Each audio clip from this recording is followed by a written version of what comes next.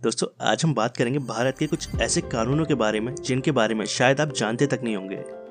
दोस्तों हर देश में शांति और नियम के अनुसार काम करने के लिए कुछ कानून बनाए जाते हैं और किसी भी देश के कानून का पालन करना हर नागरिक के लिए ज़रूरी भी होता है।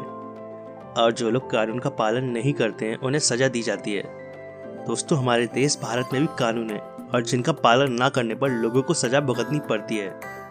दोस्तों हर देश में कुछ ऐसे कानून होते हैं जो वहाँ के लोगों को आसानी से समझ में नहीं आते हैं और पहली बार इनके बारे में जानने पर उन्हें थोड़ा अजीब भी लगता है। जैसे किसी भी समय सरकार आपकी ज़मीन को अधिग्रहित कर सकती है, मतलब कि आपकी ज़मीन आपकी मर्जी के बिना आपसे ले सकती है। दोस्तों भारत में ऐसे कई कानून हैं। ये कानून आपको सुनने में थोड़े अजीब ज़रूर लगेंगे लेकिन ये बिल्कुल सच है। दोस्तों अगर आपके पास कोई ज़मीन है और आप उसके मालिक हैं तो उस जमीन पर आपका हक तब तक ही रहेगा जब तक कि सरकार चाहती है। अगर सरकार चाहे तो वो लोगों की जमीन को कभी भी अधिग्रहित कर सकती है। कोई व्यक्ति सरकार को जमीन देने से मना नहीं कर सकता है। हालांकि नए नियमों के अनुसार अगर सरकार किसी व्यक्ति की जमीन को अधिग्रहित करती है तो उसे गाइडलाइंस के हिसाब से उस व्यक्ति को हर्जाना देना होता है। दोस्तों आपको जानकर हैरानी होगी कि कुछ समय पहले तक ये नियम भी नहीं था, यानी कि सरकार आपकी जमीन को बिना किसी हर्जाने के भी ले सकती थी, लेकिन इस वजह से कई लोगों को काफ़ी नुकसान उठाना पड़ता था। दोस्तों इसके साथ ही भारत में कई अजीब कानून हैं जिनके बारे में जानकर आपको अजीब लगेगा। तो चलिए दोस्तों ये जानते हैं कुछ ऐसे ही कानूनों के बारे में।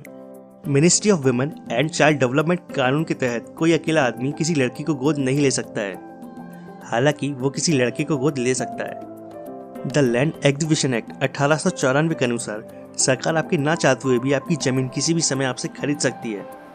Hindu adoption and maintenance act 1856 के तहत अगर किसी विवाहित दंपत्ति के पास पहले से ही लड़का है तो वो किसी और लड़के को गोद नहीं ले सकते हैं और यही बात लड़की के मामले में भी लागू होती है। डेंटिस्ट एक्ट 1948 के अनुसार सड़क किनारे दांत निकालना और कान का मैल साफ करना गैर कानूनी माना जाता है और ऐसा करने पर आपको सजा हो सकती है।